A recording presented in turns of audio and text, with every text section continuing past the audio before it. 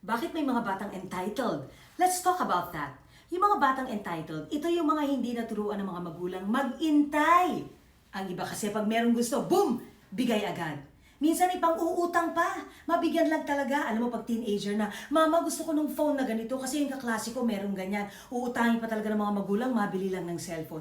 Anong tinuturo natin? Sa mall, ang dami mong makikita mga batang umiiyak dahil pinipilit ang nanay, ibili sila ng kung ano man ang walang kwentang gusto. Pagka binigayan ng magulang at sinunod natin ang luho kahit kaya natin, kaya o hindi, anong tinuturo mo? Hindi mo tinuruan, mag-intay.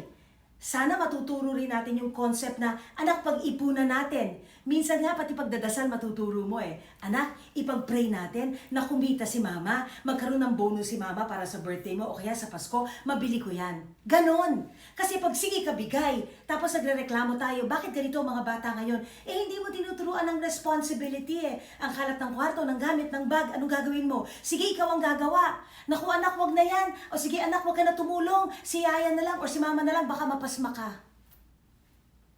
Tapos natataka tayo, bakit ganyan ang bata? Eh wala kang tinuturo, walang boundaries. Tapos hindi sila nahihirapan, hindi rin sila natututo maging grateful. Pag hindi ka grateful, hindi mo alam yung concept ng nahihirapan. Akala kasi ng mga magulang, love is equal to convenience, love is discipline. Pagka hindi natin sila tinuruan paano mag-antay and you give everything that they want, nothing is going to feel special. Think about that.